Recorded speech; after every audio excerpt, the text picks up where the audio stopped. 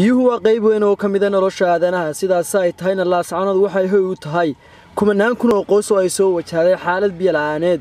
mana jirto wax biyo galin oo ay magaaladu leedahay marka laga reebo gaadiidka booyadaha yaryar kuwaas oo inta badan aan ka fayn karin xaafadaha kala duwan ee magaalada laascaanood TV-ga Somali News ayaa booqday toga durdurka oo ay shakiliya ay magaaladu biyaha ka hesho balse aan ugu tagnay booyadihii oo iska hooganaya qaarkoodna ay dhulka faarfaaranayaan waxa ay sheegeen in biyihii ay gudheen haddii togan biyo laga waayana ay khatar tahay xaaladda nolosha magaaladu koowaad ee biyuhu ay 30 gaaraan dhexdan inta kore 25 baa lagu cabi jiray biyana way dhawaayeen marka dambe 3 togi waa laga dhameeyay markii togi laga magaalada lagu carbiyay biyihii marka way tageen laakiin se magaalada biyo ka furan maasto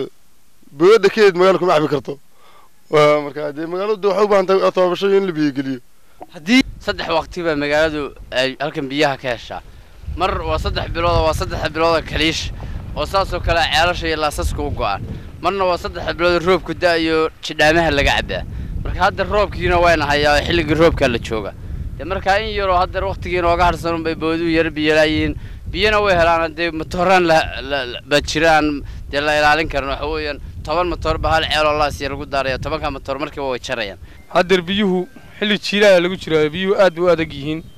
haddana alxamdulillaah rabbil caalamiin waa helaa dad iska fiican yihiin oo ceelasha waa la qodaa inamadaas aan noo qodo ceelasho baanoo jooga laakiin waxaan ku codsan lahayn maamulka hadda magaalada laascaanood jooga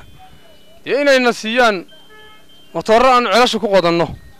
iyo madarqiyo iyo majarafado ay nagu caawiyaan markay biyuhu xaalad xumaato biyo lama helo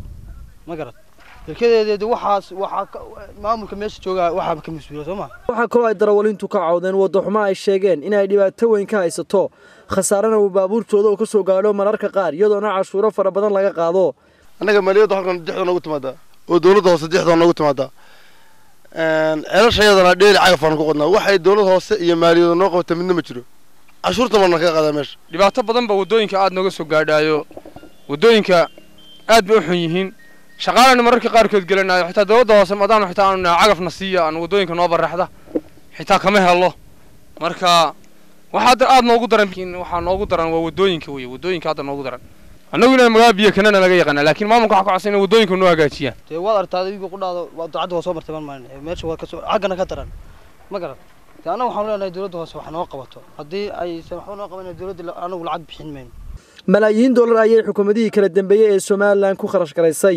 biyo gelinta magaalada laascaanood kuwaasi oo laga soo saaro sanduuqa horumarinta ee loo yaqaano SDF walba ay mashaariicdaasi dhamaantood ay fashilmeen haddaba su'aasha ugu weyn ee isweydiinta waxa ay tahay haddii toga durdurka ee magaaladu ay biyaha ka hesho biyo laga waayo sidee bay noqonaysaa xaaladda kumanaan kun oo qoys oo u tahay magaalada laascaanood muqtaar cabdi jaamac telefishinka caalamiga ee Somali News magaalada laascaanood